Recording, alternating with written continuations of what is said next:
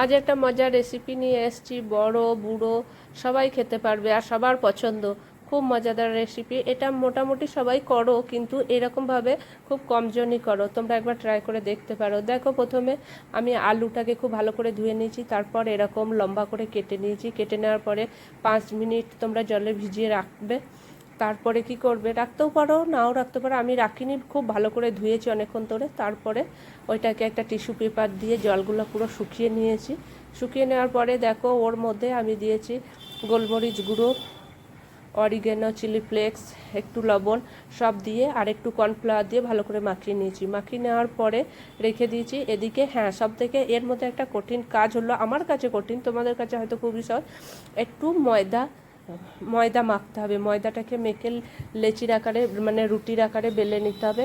বেলে ওইটাকে লম্বা লম্বা পিস করে কাটতে হবে। এটাই একটু আমার কাছে কঠিন কাজ, এর থেকে আর বড়, কিন্তু এটা খুবই সহজ আর খুবই ইজি, সবাই যে কোনো কেউই করতে পারবে এটা। তারপরে দেখো, লেচিটা আমি কেটে নিয়েছি গোল গোল করে। ওই ময়দাটা মাখিয়ে রেখে দিয়েছিলাম ভালো করে, একটু লবণ দিয়ে মাখিয়ে রেখে নিয়েছিলাম। যেমন রুটি বানাও সেরকম করে মাখিয়ে নেবে। তারপরে রুটির মতো বেলে নেবে। বেলে নেওয়ার পরে ওইটাকে লম্বা করে পিস করে কেটে নেবে। কেটে এবার আলুটার মধ্যে জড়িয়ে জড়িয়ে দেবে, তাহলেই হয়ে যাবে। দেখবে খুব সুন্দর একটা ডিজাইন হয়ে যাবে। আর এই ডিজাইনটা যখন তেলের মধ্যে ভাজবে এত সুন্দর লাগবে। এটাকে বলে স্পাইরাল পটেটো ফ্রাই।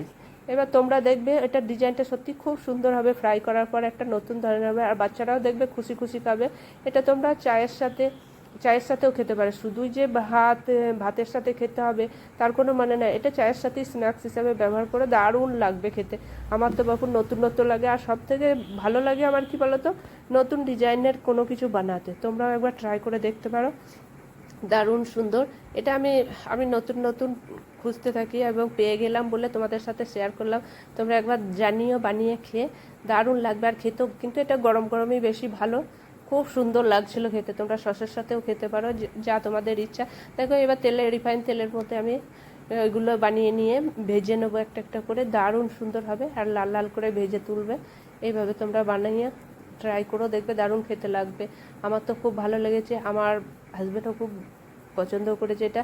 আর আমার সব থেকে, আমার জানো তো কার জন্য বানিয়েছি, আমি আমার মেয়ের জন্য। এইসব জিনিস ওর খুব পছন্দ, আর ও শুধু ডাল আর এইটা দিয়েই ভাতটা খাবে বলে আমি আজ বানিয়েছি। ওর মতো সবজি আজ বানানো হয়নি, সেই জন্য এটা দেখলাম এইটাই বানিয়ে দিই, তাহলে ও খুশি খুশি খাবে। তোমরাও এরকম তোমাদের বাচ্চাকে খুশি করার জন্য এরকম করে একবার বানিয়ে ট্রাই করে দেখতে পারো। আর এটা কেউ এলে তাদের সামনেও এটা গরম গরম ডালের সাথেও পরিবেশন করতে পারো, আর নিজেরাও করে খেয়ে দেখো, দারুণ লাগবে। একটা নতুন ধরনের রেসিপি। আমার তো এরকম রেসিপি বানাতে খুব ভালো লাগে, তাই তোমাদের সাথে একটু শেয়ার করলাম।